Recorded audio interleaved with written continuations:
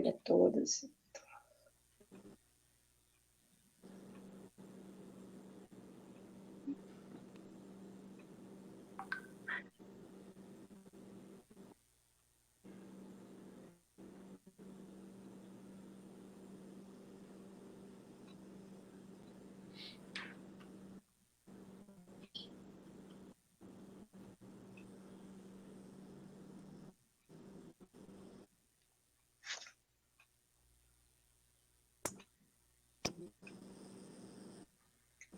Boa noite a todas e todos.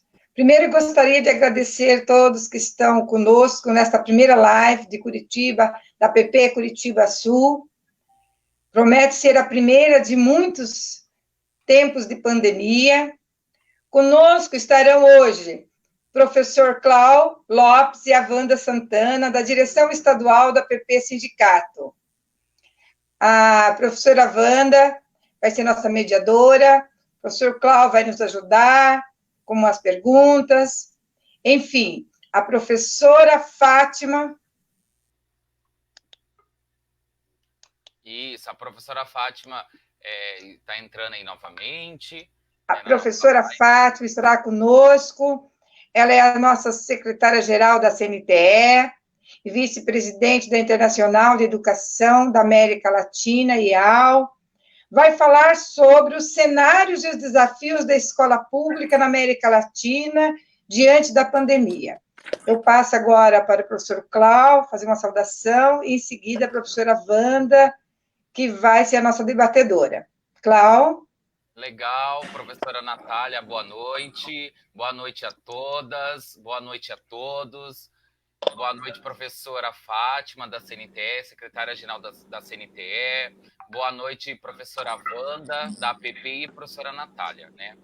Em tempos de pandemia, né, eu acho que, tenho certeza que fazer esse debate, né, usando esse mecanismo da internet, mesmo com toda a dificuldade que nós estamos vivenciando no nosso país e no mundo, acho que é importante, né? Hoje a professora Fátima está aí conosco para ampliar o debate sobre essa questão da educação e que faz essa interlocução com a pandemia que está instalada em todo mundo, é de suma importância, né? Nós estamos vendo aí que o pessoal daqui da educação e outros estão entrando na live, é importante também, né, a gente esperar mais um pouquinho. Vou passar agora para a professora Wanda para falar um pouco antes da professora Fátima da CNTE estar mediando com a gente, e aí a gente vai encaminhando o nosso debate aqui. É a primeira live aqui do Curitiba Sul. Obrigado, professora Natália, por ter convidado aqui eu, enquanto direção estadual, e a professora Wanda, para a gente estar aqui junto com vocês, socializando o debate. Obrigado. Obrigada, Cláudia. Obrigada, Natália, pelo convite. Boa noite, pessoal que está aí começando a participar aqui dessa nossa live, uma experiência nova para nós, né? Nós não somos muito da área da comunicação, assim, nas redes sociais ou em grandes públicos, né? O nosso espaço é a sala de aula e ali nós somos, assim, autoridades, né? Ficamos muito à vontade, mas é um momento diferente que nós estamos passando. E é importante esse espaço aqui para a gente conversar um pouquinho, trocar ideias, construindo aí essa nossa resistência nesses tempos de pandemia. O tema do nosso debate de hoje é sobre os desafios e os cenários da escola pública, da educação pública nesses tempos de pandemia. A Fátima, ela é uma grande companheira nossa, a gente já se conhece há muitos anos, já esteve várias vezes no Paraná, participou de vários debates conosco na PP. Eu lembro de uma vez, Fátima, que você esteve conosco em 2014, durante uma greve que nós fizemos, né?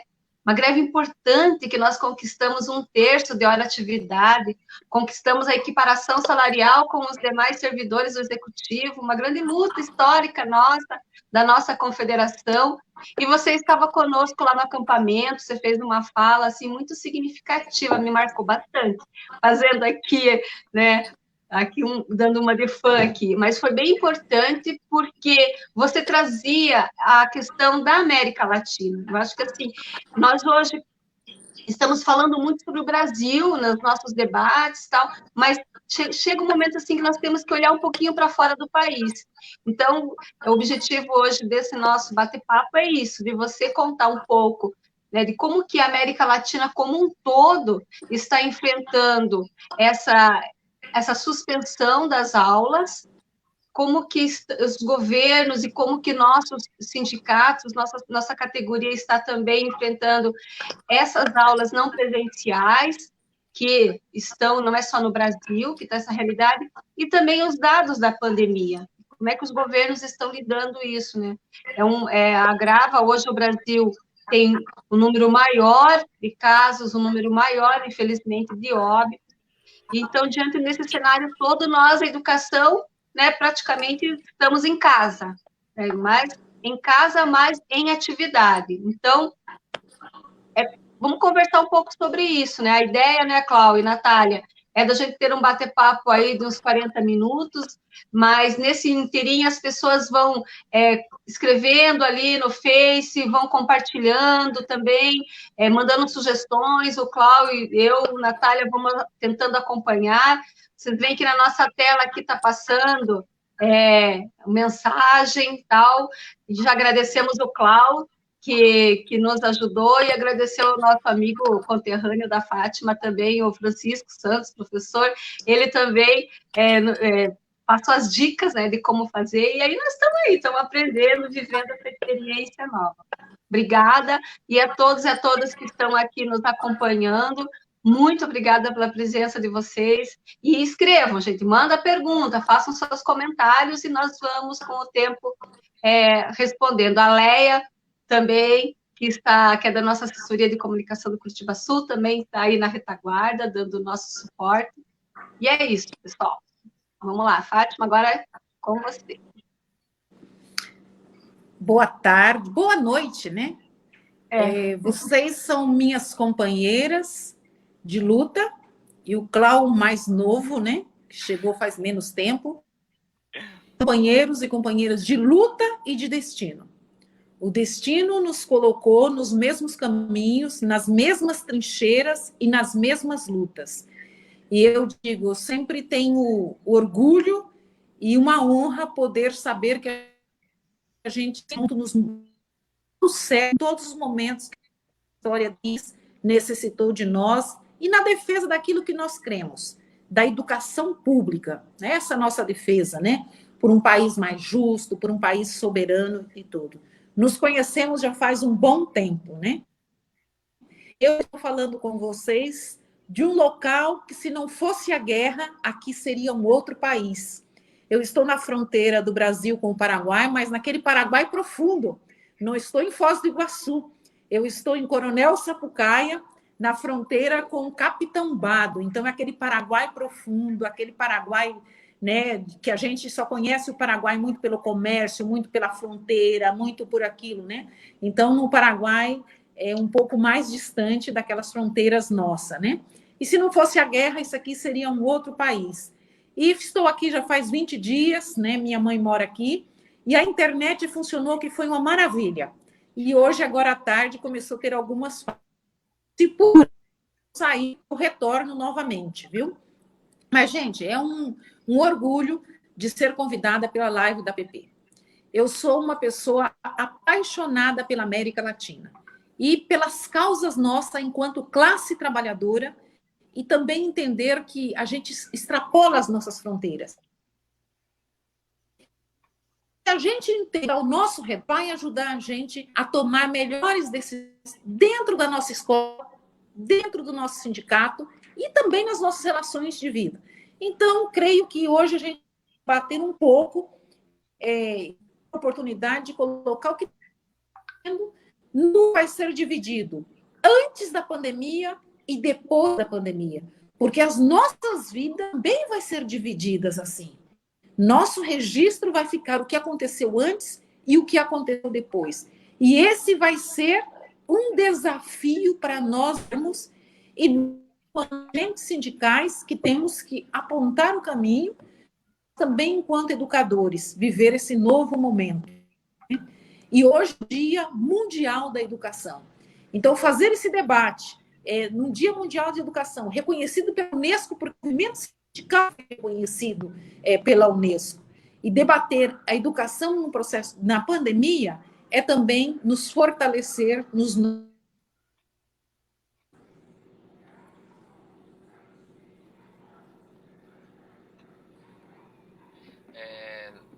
Legal, Fátima. Eu acho que o áudio travou, é isso? Tá nos ouvindo, professora Fátima? Escutando bem vocês. Ah, é legal. Sim, sim. Ok. O pessoal está entrando aí na live. O professor Mário Sérgio disse ali, ó, Coronel Sapucaí, quanto tempo vou lá? Ó, tem gente que já conhece essa região aí, ó. Legal. Não acredito, não pode ser verdade. Fátima, então, nesse contexto, né, nesse contexto da pandemia que você tem colocado, para nós é muito importante essa defesa, né, nesse momento da escola pública, que nós estamos passando, escola pública de qualidade, né, que é a nossa defesa, o nosso foco. E com toda essa conjuntura que estamos vivendo, você como vice-presidente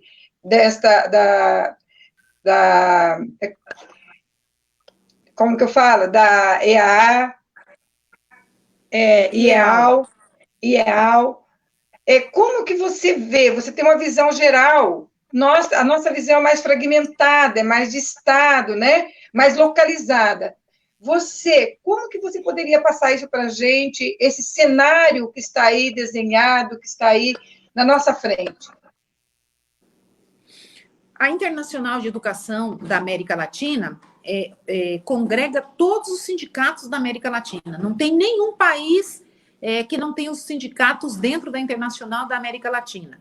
Nós nos organizamos aqui na região, enquanto Internacional da Educação da América Latina, e mundialmente como Internacional da Educação. A sede mundial é em Bruxelas. E a sede regional, o escritório que coordena a nossa região, fica na Costa Rica. Mundialmente, agora é importante a gente dizer que a Internacional está sentando com a Organização Mundial de Saúde para negociar um retorno seguro às aulas no processo pós-pandemia. Então, é importante as pessoas que estão nos assistindo saber qual que é o papel também desses organismos que ficam tão distantes da gente, mas que interferem e que nos representam enquanto trabalhadores. Então, dentro da Unesco, quando é para representar a nossa voz, a parte dos trabalhadores da educação, a IEC senta lá e negocia na Unesco, na OIT, agora na OMS, na Organização Mundial de Saúde, enfim, nesses organismos multilaterais. Então, é a nossa representação, é nossa voz que vai estar nesses espaços. Nós nos organizamos por continente. Então, do mesmo jeito que a gente organiza aqui, se organiza na África, na Ásia, na Europa, enfim, a aglomeração é dos sindicatos. Nós defendemos o quê? A educação pública e os trabalhadores que fazem essa educação pública, tanto professores, docentes, né, e não docentes, ou seja, o pessoal que é funcionários, que tem várias denominações conforme o país e conforme o local. No caso, aqui no Brasil, a CNTE é afiliada, o PROIFES é afiliado e a CONTEE está no processo. São essas três organizações que são afiliadas. Tem mais representamos mais de 40 milhões de 417 países estão dentro da Internacional da Educação. Bem, estamos numa situação que a gente jamais podia imaginar, né? Quem poderia imaginar que o mundo parasse e ficasse com medo de algo invisível, mas que esse algo invisível e tira a vida de muitos, que mexe com a economia, que mexe com as pessoas e com a vida das pessoas e com os afazeres das pessoas individual e coletivamente. E é evidente que nisso tudo está a educação. Hoje, no mundo, o sistema educacional está totalmente paralisado. Tem algumas exceções que eu vou fazer questão de mencionar aqui, que está um pouco diferenciado. E eu creio que vai ter pessoas que vão se assustar, mas eu acho que é bom saber. A Suécia que é nos países nórdicos, né? Na parte dos países nórdicos, um país muito rico, com uma educação pública totalmente, lá não tem vez, os países nórdicos nenhum tem vez do privado, a educação é totalmente pública e de excelentíssima qualidade, e são os países que há década ficam em primeiro local em PISA. A Suécia, hoje, acumula o maior número de perdas de vida nos países nórdicos. Sofre uma grande crise e crítica e controvérsia da sociedade em relação ao governo, porque não adotou quarentena. E lá, do 1º ao 9º ano, creches e do 1º ao 9º ano, não foi suspensas as aulas. Só foi suspensas as aulas, está tendo 4 semanas apenas, do ensino médio e da educação superior. E acumula o maior número de mortes, de toda a região, passa lá de 500 mortes, né? É o único país. O Japão, saiu mais reportagens no Brasil. O Japão também. O Japão agora que começou uma quarentena um pouco organizada, mas lá eles não suspenderam as aulas também da educação infantil e até o 9º ano, que seria uma primária para nós, até as crianças de 9 anos. E aqui na América Latina, a Nicarágua. A Nicarágua, se não tivesse uma pandemia, muita denúncia de ocultação dos números e uma situação um tanto obscura. O governo não reconhece a pandemia e mistura um pouco de fé, crença e religiosidade para negar a pandemia. Então, seria este, assim, um pouco do cenário da América Latina. Mas também, perguntando, eu posso agora entrar um pouco em mais detalhes, né? Porque nós temos uma diferença também, e vamos entrar então agora enquanto América Latina mais propriamente. Nós temos uma diferença na forma organizativa dos estados em relação ao Estado brasileiro. Nós somos República Federativa, só Brasil e Argentina, que somos República Federativa. O Brasil com mais autonomia do que a Argentina. Então, aqui nós temos os municípios que têm autonomia, os estados que têm autonomia e tem o governo federal. E a Argentina também que tem o governo nacional e também os governos provinciais. Nos demais países, são estados unitários. Então, as medidas são tomadas nacionalmente, negociadas nacionalmente. E isso dá uma diferenciação. Por exemplo, na questão da pandemia, se nós pegarmos... vamos pegar aqui o Paraguai, que é o nosso vizinho, que eu estou aqui próximo. No Paraguai, as medidas tomadas pelo governo central, ela é aplicada nos 14 departamentos. Não acontece como nós, que, de repente, o Paraná tem uma posição, uma medida sobre a quarentena, e Mato Grosso do Sul tem outra, e que São Paulo tem outra. Não, as coisas são mais uníssonas. Por exemplo, início do ano, suspensão das aulas, questão das aulas virtuais, EAD. Então, todos têm uma mesma regra, enquanto nós, no Brasil, temos situações, 27 situações totalmente distintas, e também os municípios totalmente diferenciados.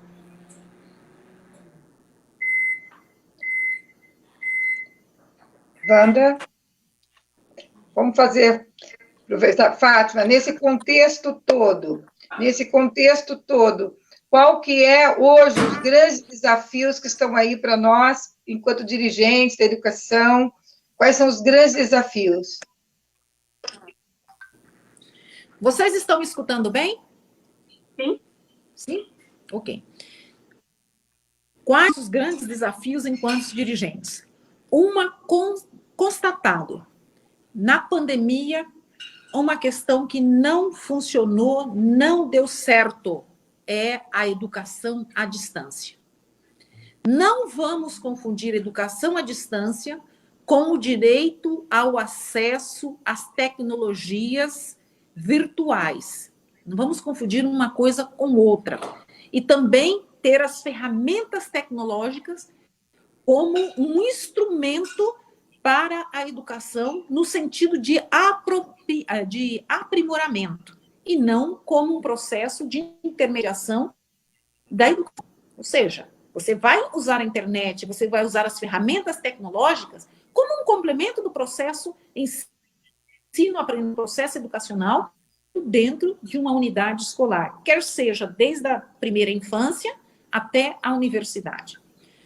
Toda a implementação à distância não deu certo em nenhum país da América Latina. Por quê? Nós temos uma brecha muito grande de acesso à internet.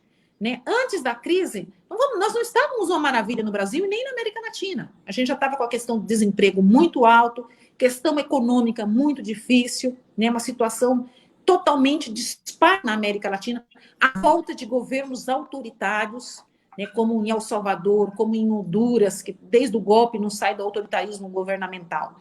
Quando vem a pandemia, muitos desses governos querem colocar a educação à distância, porque uma das formas de privatização também é nas pandemias usar as tecnologias, grandes plataformas para você ir privatizando.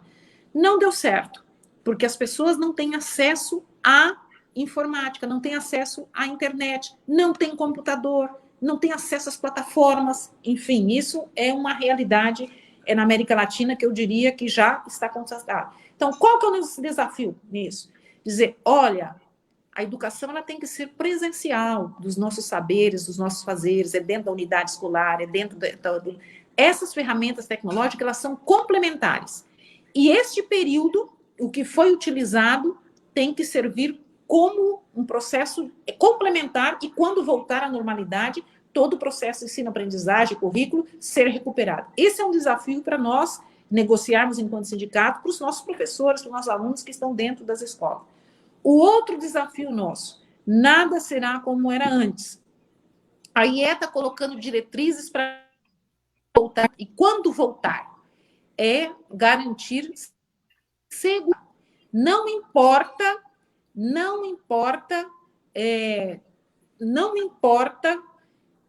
se o ano letivo e o ano civil não caminhar juntos.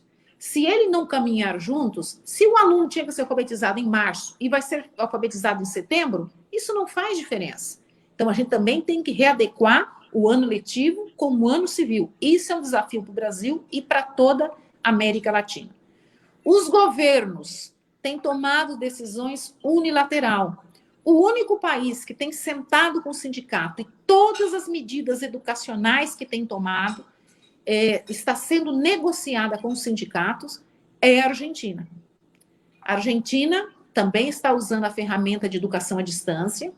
Os estudantes aonde não têm acesso, foi feito material impresso e está sendo entregue, e já com esse compromisso de quando voltar à normalidade, ser recuperado. Também foi negociado que não tem demissão de nenhum professor e nem de funcionário neste período. Então, todas as coisas que está passando na Argentina, no processo educacional, na pandemia, é o país que se destaca no respeito e na negociação com os sindicatos. Os demais, os governos têm usado muito autoritarismo, tirando o direito dos trabalhadores. A pandemia também serviu para isso, mas também tomando medida unilateral na questão educacional e demais questões também. Fátima, tem umas questões colocadas aqui, que é esse tema que está provocando bastante aqui as pessoas, que é isso, né, de que nós não somos contra os recursos tecnológicos, que dá a impressão, né, que nós também queremos ficar naquele modelo de aula tradicional e conservadora, mas não é isso. E você coloca isso dessa questão da complementação.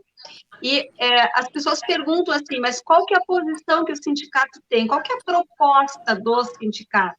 Eu acho que isso que as pessoas não estão conseguindo ainda compreender, primeiro, a gravidade da pandemia, que é a defesa da vida em primeiro lugar, e que é possível nós reorganizarmos o nosso calendário após o retorno, né, da normalidade, numa nova normalidade também. Né? Como é que, fora da Argentina, os outros países também, pelo que você colocou, estão com esse mesmo entendimento de fazer um processo atropelado, né, como no caso aqui o nosso do Paraná? Olha, eu vou te colocar, sim, esse debate sobre educação à distância é um debate muito árduo no Brasil e muito confuso por parte dos educadores, por parte mesmo dos dirigentes sindicais e tudo. Tem muita confusão aí nesse sentido, e tem usado formas distintas também os governos, né? Vamos pegar, por exemplo, o exemplo lá da Amazonas. Manaus, em função da questão das águas, em função de toda a dimensão territorial, faz aquele intercalados nas regiões ribeirinhas, que os estudantes passam tempo em casa e voltam, enfim, lá uma realidade. Eles têm um canal próprio de educação à distância, volta, enfim, tem uma outra realidade e uma outra dinâmica. Se nós vamos pegar São Paulo também, como eles estão utilizando, São Paulo está sendo um exemplo muito clássico de como se privatiza, né? Eles estão contratando os youtubers e comprando as plataformas virtuais para fazer o ensino à distância, né? E depois de tudo isso, por que tem confusão?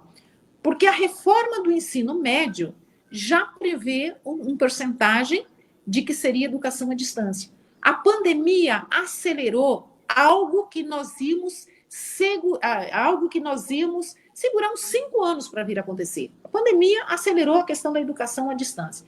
Eu hoje, num debate em outras 2 lives, eu coloquei o seguinte: o que ficou mostrado para nós na América Latina? Que a educação à distância não funcionou por causa dessa grande brecha tecnológica, e que a gente aceita como complemento. Esse está comprovado, embora os governos estão insistindo nisso. O segundo, o sonho e o encanto e a fantasia da tal homeschool. Nem a classe média que tem acesso à tecnologia e à internet, os pais não querem nem saber. Muitos estão dizendo assim, mas eu estudei raiz quadrada há 20 anos atrás, agora vem aqui um exercício de raiz quadrada e eu tenho que ensinar, ajudar a fazer a tarefa e tal. Porque não tem o pedagógico. Nós sabemos que nesse processo de ensino-aprendizagem você tem que ter o pedagógico, né? Então, esse sonho, esse romantismo acelerado pela Tabata, pelo povo lá do Congresso, isto acaba também, né? Isso aqui acaba também para nós. E a educação à distância. Nós ainda, gente, no Brasil, com todo esse abismo, porque quem é que não tem acesso? São os mesmos filhos dos pais que não têm condições de preencher o cadastro para a ajuda emergencial. Como é que esses isolados vai valer acesso à internet? Então, o que nós temos que todos têm que ter acesso à internet, né? Essa é a primeira coisa, né? Mas quem é que não consegue acessar as plataformas milionárias que os governos estão comprando, ou o telefone?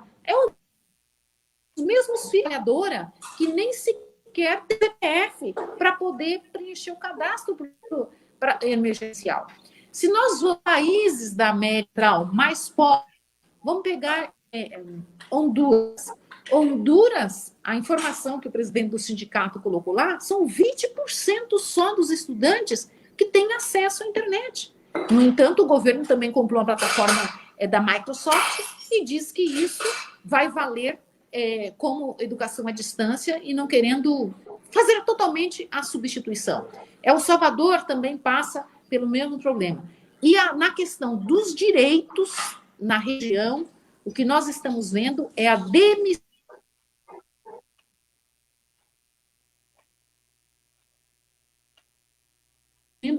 Como eu disse, é a Argentina.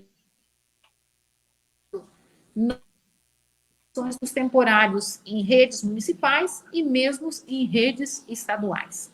Ou então, já trabalhando com diminuição dos salários. Por exemplo, adicional noturno, nós já temos locais que fez diminuição do adicional noturno, administrativos, o incremento que tinha através do Vale Transporte, muitos já retiraram esse incremento do Vale Transporte, e até mesmo diminuindo gratificações, que já faz parte do salário das pessoas. Pessoas que têm uma gratificação de R$100, ela já incorporou no seu orçamento, né? Então, isso a gente está vendo. Né? Isso a gente está acontecendo. A região da América Central, o país que tem mais condições, podemos dizer que é a Costa Rica, tem outra ação social, tudo, e a gente vê posições diferentes dos sindicatos também. Tem sindicatos que estão muito empenhados que os professores aprendam a usar as ferramentas tecnológicas para atender os alunos. E outros que nem o sindicato tem acesso às ferramentas tecnológicas, né? Então, também o sindicato faz uma disparidade nessa brecha tecnológica. Tem uma outra questão que está colocada aqui, é a questão da exclusão educacional.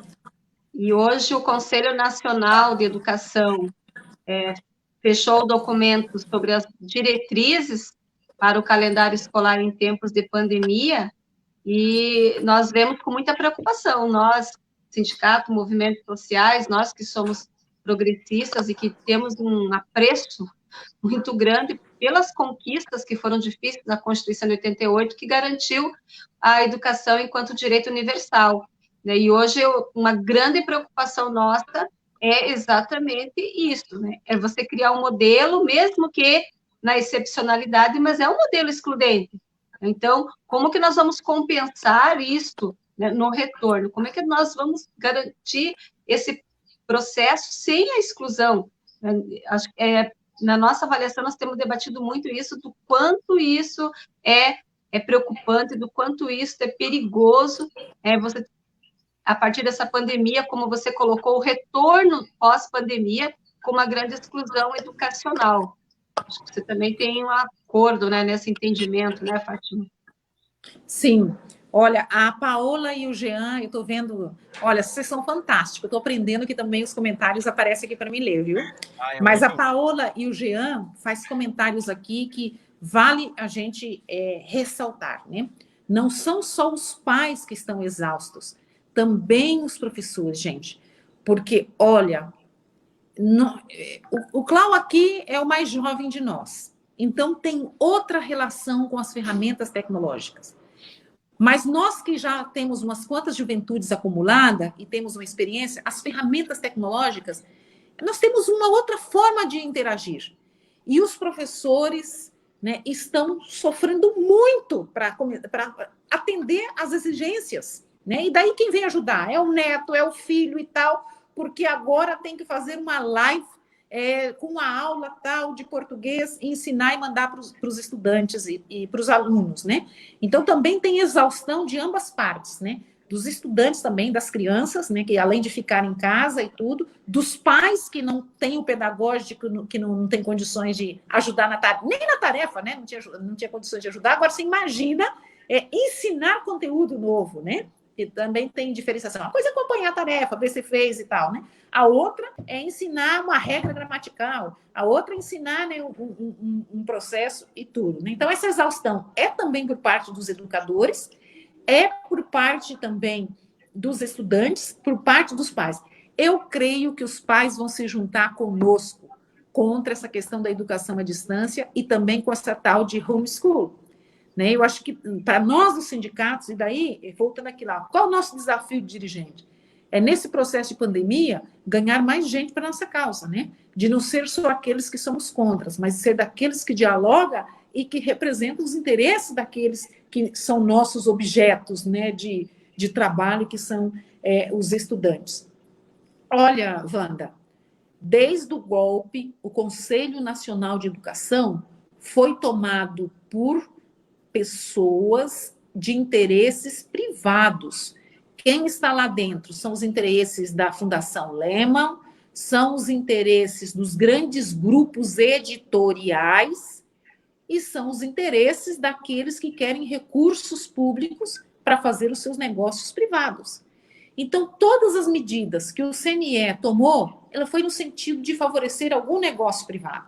Então, na pandemia, nós não poderíamos esperar uma outra atitude, embora eles tenham feito consulta e nós da CNTE colocamos lá a nossa posição, que é essa posição, né, de não ser contra o uso das ferramentas tecnológicas como complemento, mas garantir o ensino-aprendizagem para todos, não prejudicar os professores, não exigir mais do que aquilo que é a sua competência pedagógica e o seu objeto de trabalho, né? E de recuperar, enfim, colocamos a nossa posição. Esses documentos todos estão na página da CNTE, né? São documentos públicos que nós colocamos. Agora, o CNE ia ter essa mesma postura, né? E a postura deles não é de garantia de educação para todos ofertada pelo Estado, é de garantia de negócios para os grupos que eles assim o representam. Isso é lamentável, porque aqui no Paraná nós estamos vendo isso. a educação como mercadoria desde o início do governo Ratinho e a chegada do secretário de Educação, né? Nós temos denunciado que é um modelo empresarial e que visa como negócio. Agora, sabe, nós gostaríamos de, nesse momento, assim, de pandemia, que nós continuássemos a interação com os estudantes, porque nós gostamos muito do que fazemos.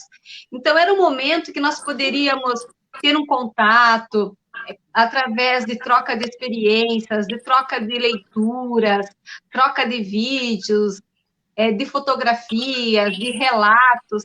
Nós entendemos que esse momento era para isso, porque essa preocupação conteudista, nós enfrentamos tanto isso, a gente combate tanto essa visão, não é? A gente cria uma escola alegre, uma escola viva, e nesse tempo de pandemia seria o ideal, porque está tão pesada a vida, todos os dias os boletins, né, sobre o avanço da doença, então é tão pesado para todo mundo. Então nós, escola, nós, educação, queríamos fazer diferente, queríamos suavizar um pouco esse período, e nós tínhamos toda a condição de implantar esse tipo de atividade.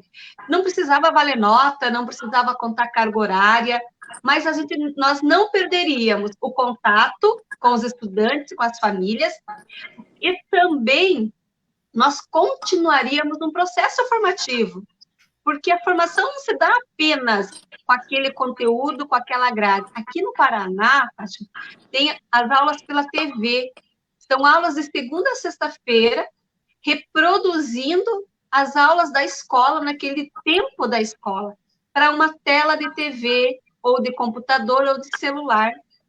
Hoje nós estávamos até falando sobre isso, né, Natália, ali, o Cláudio, do quanto isso também impacta na saúde das crianças e adolescentes, o tempo de ficar à frente de uma tela de celular, né? Isso é até a Sociedade Brasileira de Pediatria, ela tem a recomendação, né, com relação a isso.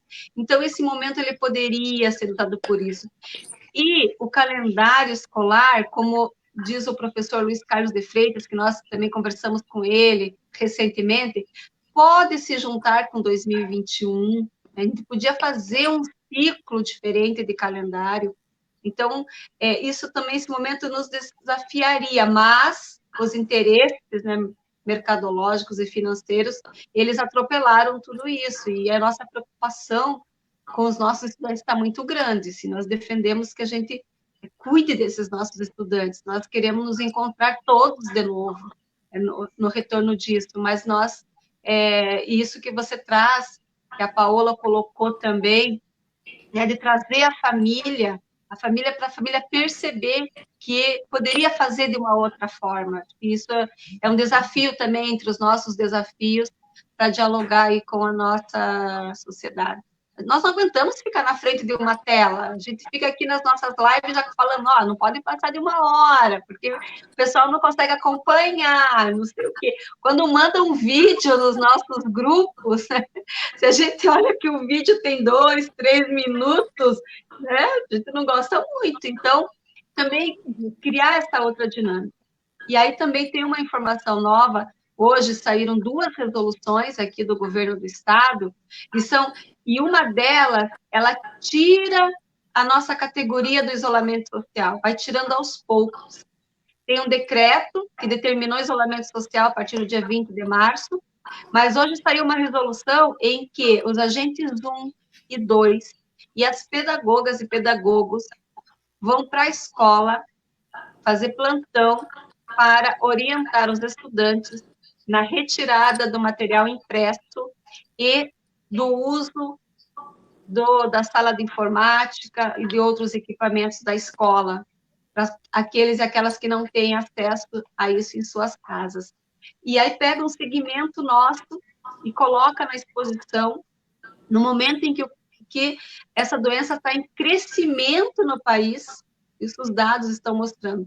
Então, hoje, no final disso, chegou agora, no final do dia, nós ainda assim, estamos meio abalados com isso, porque são as pessoas mais idosas, as pessoas com maiores problemas de saúde, que têm os menores salários desse estado, ainda com o aumento do desconto da Previdência, que era 11%, agora foi para 14%, e outras ameaças, né, de que vai cortar o auxílio transporte, aquilo que você falou. Então, é muito, né, um governo que realmente não está nem aí, não cuida das pessoas. Então, é desafiante para nós. Mas, assim, nós tínhamos que inventar esse momento, aproveitar esse momento para criar e para acolher. Infelizmente, os governantes não estão fazendo isso. E eu ouço dizer, Fátima, que bom que no Brasil nós não temos estados unitários. Que bom que no Brasil nós temos federação. Porque se fosse para depender do governante maior desse país, acho que a situação estava muito pior. Wanda, eu gosto que nós sejamos uma república federativa, viu? E também unitária, né? Não queremos que o Paraná seja o outro país, né? E o Sul não é outro país. O Sul, né, não é de ninguém. O Sul faz parte da República Federativa Brasileira, né? Porque também, se for dividir, a gente vai para outro lugar. Bom, sobre o calendário escolar, o que é fundamental para nós, gente, é que tenha um processo de discussão conosco. E também com a comunidade escolar, com os estudantes e com os alunos, com os pais, né, com os estudantes, né, e com os pais desses alunos. Alternativas se tem. Alternativas de unificar 20 com 21, alternativas de ampliar a jornada também, né? Nós queremos uma educação integral, não precisa de mais tempo. O que era importante? Que os governos não fizessem unilateralmente como eles estão fazendo. Né? A gente abre o diário, que agora é tudo online, você pega lá, você vê as medidas da Secretaria de Educação sem sentar com o sindicato, sem escutar ninguém. Seja lá um grupo de técnicos que vai resolver, porque tem que cumprir, né, as horas e tal, e agora vai ser assim. Né? Não tem nem discussão. Esse que está sendo o grande problema, porque alternativas quanto ao calendário escolar, sem prejuízo do processo de aprendizagem, isso nós sabemos que tem, isso não tem problema. Vou citar aqui, por exemplo, a Itália resolveu fazer a aprovação automática de todos, e só vai fazer uma prova online os estudantes. Esse é o exemplo que a Itália utilizou. Como também eles anteciparam a formação de todos os profissionais da área da saúde, não só médicos, como enfermeiros, técnicos, eles anteciparam. Essa foi a saída que a Itália encontrou. Não teve formatura, não teve solenidade, não teve nada daquilo. E antecipou o período e tal. Quem já tinha feito residência, e assim foi. Essa foi a saída que a Itália encontrou. Mas foi uma saída discutida. Embora teve resistência do Conselho de Medicina no início, viu? Eu sei que teve resistência, mas depois, mediante a morte de milhares de médicos, milhares de profissionais da saúde, também teve que se adequar e teve que abrir. Agora, o que é importante é que cada local a gente vai ter. E que bem que a gente é uma república federativa, para bem e para mal. Porque você imaginou se nós fôssemos um Estado unitário conventado, dizendo que a gente teria que estar em aula, nós estaríamos como Estado para Nicarágua, estaríamos todo mundo em sala e todo mundo morrendo e contaminando as crianças e assim por diante. Nós teríamos muito mais mortes, né? Se nós tivéssemos um estado unitário agora só com o secretário de saúde, porque ainda tem os secretários de saúde nossos nos estados que segura ainda alguma coisa, e nos municípios também, né? Que tem segurado, né? O que nós temos que pautar qualquer coisa? Pela defesa da vida. É essa a nossa pauta, defesa da vida. Depois que nós assegurarmos que nós estaremos vivos, que a população brasileira esteja viva e que a grande maioria não seja afetada e tudo, daí nós vamos resolver as questões relativas a ano letivo. Também temos que garantir o quê? O emprego e a renda das pessoas. E daí por isso que a questão do auxílio emergencial, né? É importante que todos tenham acesso. Agora o governo federal cria toda essa confusão e faz essa desconfiança dos pobres, né? Porque os ricos precisam de pouca coisa para aprovar seus grandes empréstimos pelos bancos, né? Agora, o pobre, para pegar R$600, ele tem que comprovar. Não basta saber que ele é pobre, ele tem que comprovar que ele é pobre. Se ele não tem o CPF, é porque ele é tão miserável, tem uma situação de tão miserabilidade que nem o seu número ele tem acesso à documentação, né? Essas filas é proposital e nós vamos ver que o resultado dessas filas em relação a receber o auxílio emergencial, é que vai resultar mais infectados e mais morte dos pobres e da classe trabalhadora brasileira. O resultado dessas filas nós vamos ver para meados de maio. E o resultado também a gente vai ver se expandir, infelizmente, né? O que a pandemia também serve para todos, e principalmente para nós no Brasil, que estava com um grupo ainda terraplanista e a negação da ciência, para dizer que a Terra, né, se eles continuam achando que é plana, que continua, né, mas que a ciência é que está mostrando a saída, né, para a pandemia. São as universidades que estão fazendo os respiradores populares, são as nossas universidades que estão criando teste rápido para a Covid, né? Então, são o pessoal da balbúrdia, os maconheiros, né, que estão buscando a saída para manter a vida, né, a pesquisa e a ciência nas universidades, né. Então, o nosso trabalho é defender a vida, porque se nós vermos depois da saída do ministro Mandetta, aumenta o número de mortes, pode pegar os gráficos oficiais, porque na prática a gente sabe que é muito, mas na prática não, extraoficialmente, né, gente? Porque prática, olha aqui minha redundância, me desculpe. O oficial é uma coisa, o extraoficial é outra. Eu, por exemplo, no sábado, uma companheira nossa que trabalha no hospital no Rio de Janeiro, tinha morrido 6 pessoas lá por Covid e não foi registrado como Covid porque não foi permitido. E dizia e tal. No Rio de Janeiro, no dia que ela me falou assim, olha, os dados de ontem foi 1 óbito, mas só no meu hospital que eu trabalho foram 6 óbitos. Então, os números reais, os oficiais é uma coisa, os reais são outra. Mas se a gente notar, depois que sai o Mandetta, que, olha, não quero aqui, né? Conhecemos o Mandetta, sabemos quem é e tudo, mas depois que ele sai, os números começam a aumentar também. Né? E um dia eles anunciam e tudo tem. Porque também diminui o isolamento.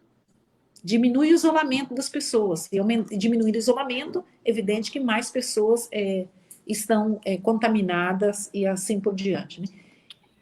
E se, lamentavelmente, os dados se comprovarem, nós vamos ter muitos perdas. Lamentavelmente. Difícil. Professora Natália, eu acho que eu vi ali que a professora Fátima foi pegando um pouco da dinâmica, conforme apareciam alguns comentários na tela, ela ia dialogando, mas eu acho importante a gente enfatizar também, professora Fátima, aqui na pergunta da Leia, né, que fala a questão do calendário, de unir o calendário de 2020 com 2021, conforme a proposta que o Luiz Freitas, que ele mesmo fez aqui na PP, uma live explicando toda essa questão, e aí ele traz esse recorte do calendário. E aí a gente queria também ouvir um pouco da professora, que você compreende um pouco sobre isso. Que é uma das possibilidades, desde que seja discutida com as partes envolvidas.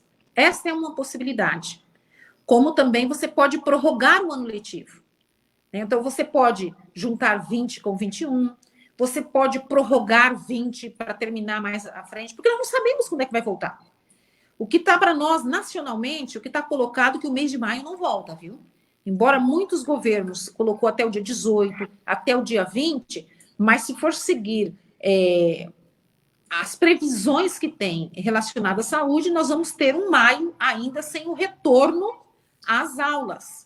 Então, sem o retorno, mas de repente, em junho não tem. E vai ter também diferença, vai ter estados que podem voltar em junho, mas pode ter estados que vai voltar em agosto, pode voltar em setembro. Então, não vai dar para ter uma coisa uníssona. Então, as saídas pode ser juntar 20 com 21, fazer a prorrogação do ano de 20, né, e começar depois. Né? Enfim, eu creio que essa é uma das alternativas. Qual que é a melhor? Aquela que for discutida com os envolvidos. Sindicatos, representando os professores e os funcionários, representação dos pais, representação dos estudantes e, por parte do governo, a Secretaria de Educação. No entanto, por parte do governo, não tem conversação muito com os nossos sindicatos e com as partes. Daí, nós, enquanto sindicato, qual que é o desafio? Fazer a resistência e tentar impor aquilo que nós cremos que é melhor e aquilo. Porque nós, quando vamos para lá, nós discutimos com a nossa base. Nós não vamos com a ideia da nossa cabeça. Nós vamos com a discussão da nossa base. Então, é forçar um processo de negociação, mesmo com o ratinho, que vai ser muito difícil. Acho que isso, Fátima, que você traz é fundamental. Nós não podemos conceber uma educação que ela é pensada, planejada dentro de uma secretaria de educação, sem diálogo nenhum, vou colocar principalmente com os pais, com as mães, com os responsáveis. Nem a comunidade não foi sequer preparada para esse período. Aqui no Paraná, depois de muita insistência da PP Sindicato, em um domingo, dia 15 de março, o governador, na segunda-feira, publicou um decreto anunciando a suspensão das aulas para o dia 20. Mas nós passamos o final de semana com muita pressão política para que ele tomasse essa atitude.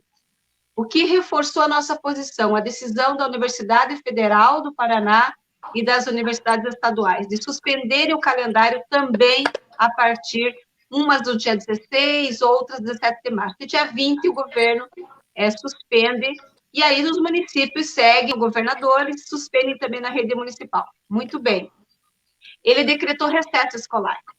Só que agora, de forma unilateral, como você disse, ele suspendeu o recesso e retomou o calendário, no dia 6 de abril. E semana passada, tivemos conhecimento somente essa semana, ele publicou uma resolução com um novo calendário escolar. Não teve debate com o Conselho de Educação, não teve debate com o sindicato, com a comunidade, com absolutamente ninguém, com as prefeituras. Uma decisão autoritária feita pela Secretaria de Educação, naquele modo pior que tem de empresários, porque nem todo empresário é assim. Nós também não podemos, nós temos que ter cuidado, né, com nossas afirmações. E ele determina um novo calendário, com o primeiro trimestre para encerrar dia 29 de maio.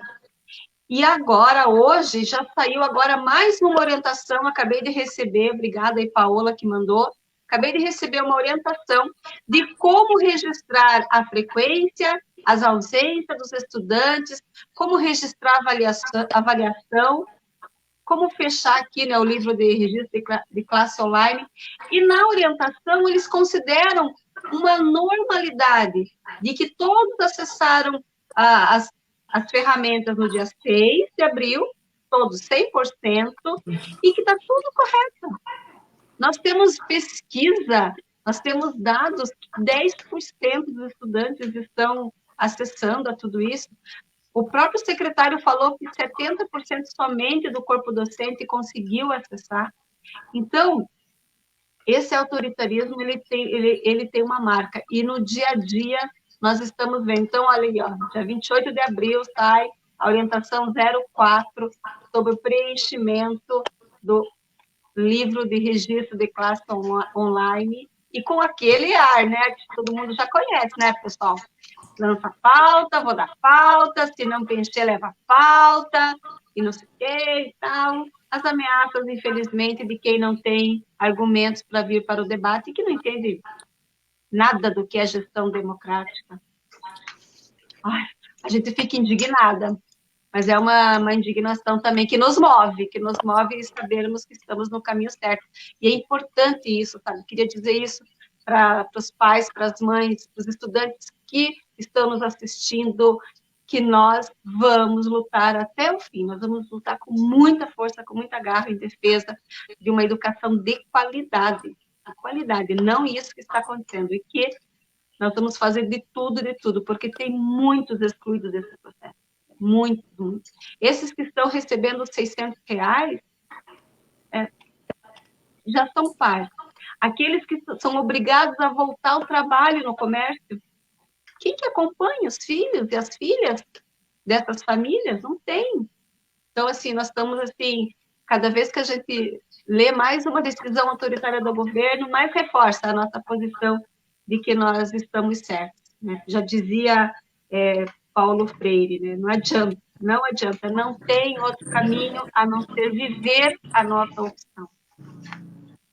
Ai, é isso. Queria falar, Fátima, nós estamos com o tempo aqui meio em cima, né, Cláudia, né, Wanda? Eu acho que é legal, Fátima, ver uma coisa que é muito importante, dentro disso que a Wanda fala também, essa fala com os pais, né? Eu vi uma mãe ali falando, o meu filho está sofrendo muito, ela colocou ali. Nós não queremos que os professores e os estudantes sofram. Não conseguiram acessar, não se preocupe, nós vamos repor esses conteúdos, essa é a nossa luta, é o nosso compromisso de uma escola pública de qualidade, né, Fátima? Então, não queremos ninguém doente, ninguém sofrendo, não queremos alunos desistindo porque não conseguem entrar na plataforma, não. Nós vamos trabalhar para repor esses conteúdos e ter uma educação de qualidade. Este é o papel da nossa escola da educação, né? Olha, nós primeiro queremos que todos nós possamos passar por essa pandemia e sair vivos. Professores, funcionários, nossos alunos, nossos estudantes e os pais dos nossos alunos, as mães dos nossos alunos, as avós, os avós, as tias, todos os seus laços e os seus entornos. Porque os números oficiais, por trás daqueles números oficiais, tem uma pessoa, um ente querido de alguém. Os números são muito frios. E nós já estamos vendo, né, eu que acompanho tudo, assim, dos nossos sindicatos, muitos dos nossos companheiros partindo, né? É evidente que num quadro, primeira coisa que nós vamos fazer é defender a vida. É isso que nós queremos. Os pais que estão angustiados, os nossos estudantes que estão angustiados, como eu disse no início, nós vamos recuperar isso, e se não aprendeu aquilo que estava programado, que tinha que ser em março, a vida impôs que vai aprender em agosto. Não tem problema, né? Tudo vai se resolver desde que a gente garanta as nossas vidas. E também nós não somos egoístas, vamos lutar para o povo brasileiro. Nós somos da CUT, nós somos dos movimentos sociais, do movimento popular. Então, o governo Bolsonaro queria R$200. Foi a luta dos parlamentares ligados a esse campo que garantiu que fosse R$600, para dar o mínimo de dignidade para que as pessoas pudessem ficar em casa e garantir pelo menos a alimentação. O básico, garantir a alimentação. E também nós vamos, enquanto sindicato, enquanto CNTE, defender os direitos. Alguém colocou aqui a questão de Minas Gerais. Foi o Sindiúti, foi o sindicato que, quando o governo Zema, que é do novo, que de novo não tem nada, tem as mais velhas práticas, piores possíveis, de perseguição ao funcionalismo público, querendo tratar como se fosse seus escravos, que tinha determinado que os funcionários tinham que voltar para a escola. Foi o Sindiúti que entrou com ação judicial, e a ação judicial deu ganho de causa e não permitiu que se voltasse a atender nas escolas, né? Como ele queria. Evidente que vai ter alguns locais que vai precisar de um atendimento de emergência, como é o caso aqui de Mato Grosso do Sul, mas nós exigimos o quê? Todos os equipamentos de EPIs. Aqui está sendo distribuída a merenda escolar para as famílias mais vulneráveis também, né? Então, o kit, aquilo que ia ser gastado na merenda escolar, está feito os kits de alimento e precisa integrar e ser entregues. Então, as escolas estão fazendo um revezamento, mas todos com todos os equipamentos e também marcado o dia, o horário, para não ter aglomeração e lá. Então, são serviços essenciais que vão ter que ser feitos, mas tem que ser feitos de uma forma segura, né? E isso que nós temos que garantir enquanto representantes dos trabalhadores e das trabalhadoras, né? Então, agora a primeira coisa, defender a vida. Seremos outros depois dessa pandemia. E os pobres os mais que se unem para ajudar um ao outro. O nosso 1º de maio é o nosso 1º de maio solidário. Por isso que os nossos sindicatos escutistas, todos nós estamos coletando o quê? Alimentos para distribuir para aqueles mais vulneráveis, mais pobres. Todos os nossos sindicatos cedeu suas sedes a serviço da pandemia, ou seja, para acolher as pessoas que possam ser vítimas, para atender as pessoas de vulnerabilidade, enfim, mostrando que o nosso patrimônio é um patrimônio da classe trabalhadora. E é esse rumo que nós vamos seguir, né? Porque nós temos um compromisso conosco, com a sociedade e com aquilo que nós cremos. E, acima de tudo, está o direito à vida. E somos integralistas e somos internacionalistas. Foi um prazer imenso estar com vocês. Espero poder, logo de imediato, reencontrarmos todos com vida, saúde, e festejar e celebrar muito. Obrigada, Fátima. Natália, antes de você encerrar aqui, Cláudio, a Fátima falou da solidariedade. Então, nós estamos na semana de aniversário da PP Sindicato. Todos os nossos núcleos sindicais também estão nessa campanha, né, seguindo a orientação da nossa central e da nossa confederação.